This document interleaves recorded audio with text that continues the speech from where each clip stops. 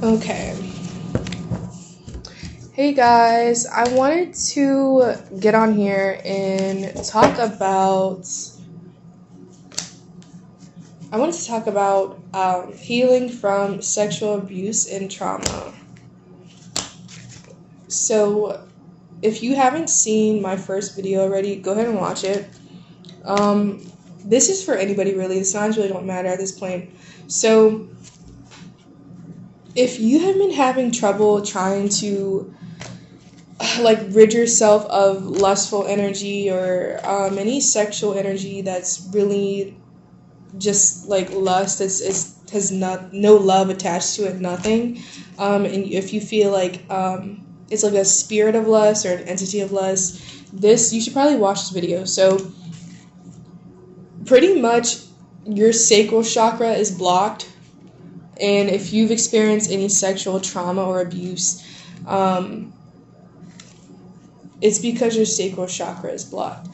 And this is a type of thing that cannot be removed or cleared out by yourself or by another person, maybe that is a Reiki healer. To be honest, this is like something that has to be fasted out, prayed out, and all the ugliness. You kind of have to rely on God to clear this out, because once you're dealing with the sacral chakra and sexual abuse, right? It's not only physical, but it's spiritual, and it affects like every other chakra that you have. So I really haven't heard of any Reiki healer or anybody like that can clear stuff like that. Because it's you can't use the bowls to do it. You really can't. This is the type of like to clear it all the way out, it has to be done by God. I mean, I feel like maybe it is possible for him to like use somebody to help you clear it out, but child, when I tell you, I didn't know how to clear it out, and I knew that I just knew in my spirit, and I knew in my mind that like it couldn't be something that if somebody just it couldn't, for me, like mine could not be cleared by a practitioner or a person. I had to strictly go to God for it, and because it for some of us, it's personal, it's a personal thing, that man or woman, you don't like to talk about, you don't bring it up, because it's probably something that happened in your childhood. It's something that you really just don't bring it up. And a lot of people are shocked to hear like grown men and grown women, 30, 40-year-old, just now starting to process it. I'm talking about PTSD, where you thought about what happened to you every day that you've lived your life in your like mid 30s, 40s. You've thought about like the sexual abuse and trauma that you've gone through, like subconsciously. It plays out in your head without you even knowing it. Yes, that's another form of PTSD. Later on in life, you may process it. I don't know. Everybody's different, but that is possible. I've heard it from other people and I experienced it myself. God, man, and when you start to process that type of stuff, I feel like for most of us the reaction is like you don't even want to be bothered with sex, or maybe it's the opposite. Maybe you are hypersexual, which is another response to that a lot of people don't like to acknowledge. They don't like to talk about. They'd rather just tear somebody's nerm. The wells of nerm. They like to just like take somebody's name through the dirt and shit. But yeah, hypersexuality, a lot of people don't like to talk about. It's more than just there's a lot more to it. And for stuff like this, it's important to not look at it as surface value or face value, especially when you're dealing with not just a sexual exchange, but a spiritual exchange. And this is something that was spiritually taken from you. You gotta just, I don't know. look at things from all aspects and angles and beneath the surface when dealing with stuff like this. So when I finally, like, I prayed like so much, so long to get my sacral chakra cleansed, because I experienced like hypersexuality, and I experienced the opposite of it. I experienced both. Um, and when I finally surrendered it to God and I went to God and He cleared it, I just remember, like, I'm laughing because the mental picture of it, I probably look like a lunatic, but I just remember tossing and turning on the ground and stuff, and just praying and bawling my eyes out and wailing. Like, I never knew that, like, you could cry and you can wail. But, like, I just remember, like, wailing and stuff and holding, like, trying to, like, caress and, like, hold on to, like, my area, my groin part, because it was just in so much pain. I didn't realize how much pain and hurt and trauma was there until it started to come up. And when it started, it didn't stop. If, like, I physically felt God, like, pulling it out, pulling whatever that was, the trauma and the entity that came with it. I felt that being pulled from me, as if it was like physically, like, it's like if it was like I could see it. I couldn't see it, but it felt like I could see it because how strong it was pulling out. And I'm about to be 23 years old. I've been on birth control since I was like 15. There were, like, times where I would take, like, a couple months break, but I would get right back on it. And ever since I've been on birth control, like, different forms of it and stuff, I hadn't had, like, a real ass period in, like, over 7 years. And I thought, oh, it's just birth control. And, like, talking to other women, different ages and shit, they're like, no, that's not normal for you to not have any period that almost a fucking decade. And I was like, oh my God, I don't understand what's going on. And then I, like, finally realized, like, yo, like, my sacral chakra is blocked. Now I did research on it and stuff, but fast forward, go back to what I was saying. So when my sacral chakra was being cleared, you guys, I got my period. Like, it was the weirdest thing ever. I got my fucking period. But so, like, on top of, so I had the period pains and shit, and then on top of that, I had, like, all this energy clearing coming out, and all the clearing from, like, sexual trauma. It was a lot, and I want to know if anybody else has experienced this, because it was, like, the worst pain ever. I thought, like, maybe possibly was I going through a miscarriage, but no, I'm not pregnant. It was just the clearing of my sacral chakra, and I didn't realize it would be, like, that fucking much. Like, it hurt. And I had to, and at the time I also had COVID, so I had to, like, sit. I kept, like, sitting in the tub because just, like, my muscles were hurting so bad. And through the process, like, I remember sitting on the toilet, going to the bathroom. When I went to go wipe, I, like, noticed, like, something was, like, kind of tugging on the toilet paper when I was wiping, and I went to go, like, pull from my vagina, and it was a fucking clump of hair. I'm not gonna post it on here, it's disgusting, but it was a clump of hair. And I kept asking God for a sign, because I was going through heavy spiritual warfare for, like, what it seemed like, again, like, around the time of 7 years. Interesting, right? So I went through majority of those 7 years feeling like a fucking lunatic, feeling like I had lost my mind. It felt like I was being tormented. It did. But, like, for some reason, like, in the back of my mind and like, in my spirit, I felt like I was being attacked. Like, I felt like it was an attack. And it's just, like, people who go through that know it's exactly that, an attack. I don't know. I feel like I just don't know how to explain it. Like, people who've gone through it or know somebody who knows what the fuck I'm talking about. And I'm not talking about the type of witchcraft that people dabble in to try and get their exes back and shit like that. I'm talking about magic with I'm talking about magic, MAGICK. Okay? That's the type of magic I'm talking about. I'm talking about the type of magic that is passed down from generation to generation. And I feel like I'm not going to get into that, but it's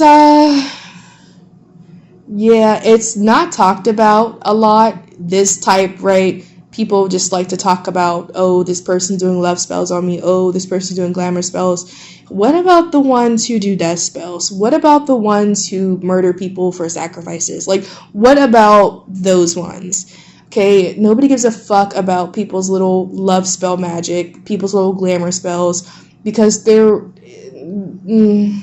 again, there's another side to it that's still not talked about, and it kind of makes me uncomfortable, like, doing the research that I've done in the tarot community on YouTube and social media and shit. I don't really see a lot of people talking about it. I've only seen like maybe one or two, and I've only know specifically one that actually talks about like what the fuck is happening, which is interesting, but it's kind of also sad, because it's like, well, who else is involved? But it's, yeah, so when I was praying and asking, because I knew, I was like, at some point,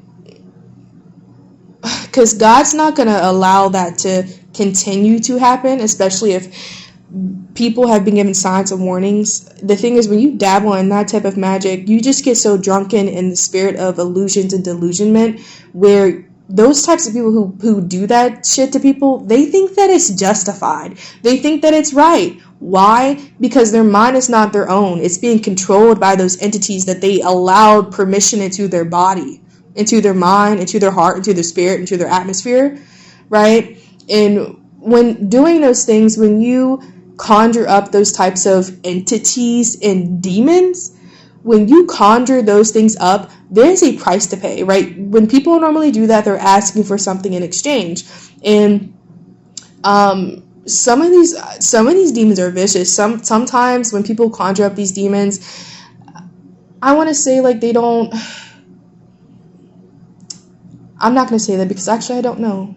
But when people conjure up these demons, there is a price to pay, and there's also a time limit. They'll give you a time limit, and they'll tell you, if this isn't done by a certain time, then you will be the sacrifice type shit. Like, so these, like, people really do shit like this. And when I like first heard about it, I was like, yeah, sure, whatever. And I really didn't pay attention to it. Like, long behold, like, this is like reality. It's fucking reality.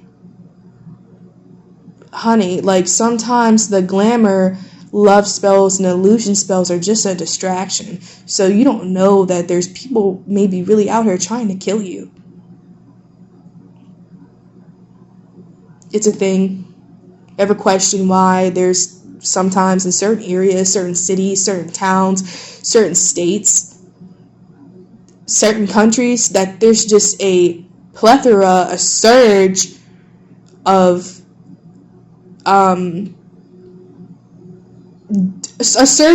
people categorized going missing, right? Group of teenage females around the same age. It's shit like that that's just never really talked about. People talk about the human trafficking, the child trafficking, the sex trafficking, but people really don't talk about, like, what else? Because if that's possible, then anything is fucking possible at this point. You know? People really don't even want to dig deep because it's a lot, I know, but there's fucking more to it. There's always more to it. But at that time, I just kept asking God. I found myself, like, the past 7 years always getting into, like, it felt like I was always getting into certain circumstances where my life was in danger. And I could never just understand why. Like, and I did normal, I did normal young adult shit. I don't even, like, when I first went away to college, I partied hard. Yeah, I was 18. Why would I not smoke weed and drink alcohol, and have sex? But it's just like, I noticed that there was certain energies that were always around me, always following me. Anytime I met new people, it was the same fucking type of energy in those people, the same type of fucking entities. And I was like, oh my God, man, I love you. I love you as a person because I can feel your heart. I can feel your true heart. But, when I look at your soul, it's dark. I don't understand what's going on. And this was kind of before I really tapped into spirituality. I've always talked to God, but, I never really tapped in. And I was searching for answers for a long time, just searching. And that pattern, you just notice, it's more than just being around lower vibrational people. It's the fact of, the energy driving them, the energy behind them, what the fuck is that? And once you break down those layers, you get past that barrier, you see what type of demon it is, you run for your fucking life. You run for your life and you pray for that person's soul. But and it's if you've encountered something like this, it's just sometimes most of the time, talking to these individuals, trying to explain, yo, I just saw a fucking demon on your shoulder. Trying to explain this type of shit to them, they probably usher you into a mental hospital. So, again, and yes, I'm gonna say it. Dealing with this, yes, people always want to say, yeah, we can defeat the devil. The fuck we can. We can only do that with God. You can't defeat the devil and his demons without calling on God. Okay? These beings have been around for centuries. I'm sorry, we haven't even finished a 100-year lifespan, okay? So it's just, I don't know. I'm when it comes to stuff like that, I don't like to be stupid. I just don't. It's a tactic that the devil sends to people to let your ego believe that you can just defeat the devil alone by using words. Cast it out. You know what? Sometimes that does work, but I'm talking about attachment here. That's something that has to be brought before God. But you'll be so relieved whenever you do. But I know there's different groups of people who have been followed by these types of entities and demons ever since they were a child. You might feel like you've been cursed. You might feel oh my God, man, why is this energy always fucking chasing me? Is this something that I'm doing? Is this something I'm putting out? The answer is yes and no. I feel like God allows you to be in those types of circumstances so he can open your eyes. But I also feel like that he kind of like that corny ass phrase, he's not gonna give you more than you can bear, blah blah blah. Yeah, that's what it is. He really just wants to open your eyes, but he also wants to let you know, in those moments that you were in those circumstances, I've always been there with you. And let you know, once you allow him to open your eyes, he'll show you your path. He'll show you what he has ordained for you to do, who he has ordained you to be, maybe even who he has ordained you to be with. But it's just the thing of what are you waiting for? What do you have to lose? Right? So why not go to God? Why not open that door to him? Yeah, but oh my God, these entities are vicious. And I hate, me personally, I hate when people when we talk about shit that comes from the abyss, from Pandora's box and stuff like this, I hate when people try to put this shit in a box too.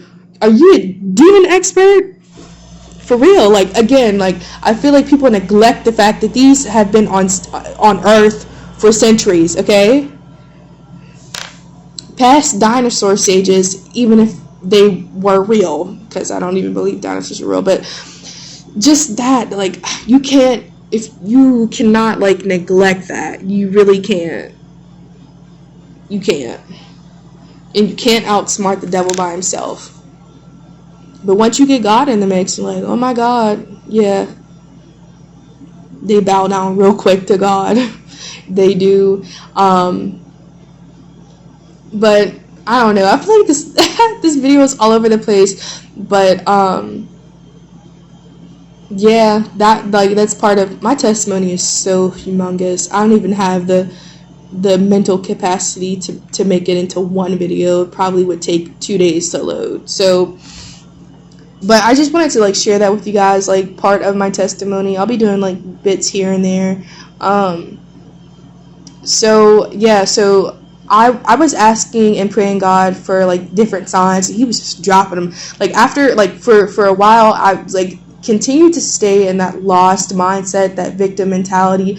But then like I realized, I was like, you know what, God, I wish I could get up, but I just don't have the strength to get up. I was like, can you please help me up, pretty much. And he just came in and he let me up. He helped me up, and he showed me what was going on.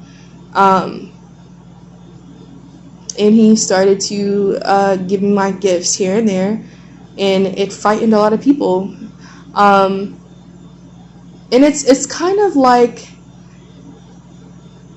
if you don't want something to be unearthed, then don't shine a flashlight on yourself, because I wasn't looking for you in the first place. I don't know. It's just kind of like that. Like, I don't know. But so yeah, I was asking for so many signs, and I was being attacked in so many different angles spiritually. I just didn't like. It took me a while to realize how serious it was, that like I had people that I believed I could trust, that were close to me, that were really trying to end my life and sacrifice me. And it's just the energy of like, when you're in that, when you realize like what the fuck is really going on, you don't really have the energy or capacity or time to sit around and try to, like, if you expose it, you don't really have the time to like sit around and try to play tit for tat with people and try to like dismiss a smear campaign. At that point, you're like, I don't give a fuck. I'm fighting for my life. Are you crazy, bitch? Do you know what I went through? It's just like I don't know. Everybody wants to be seen. Everybody wants to be heard. Everybody wants to be relevant. Everybody wants success. Everybody wants to clout. Blah blah blah blah blah.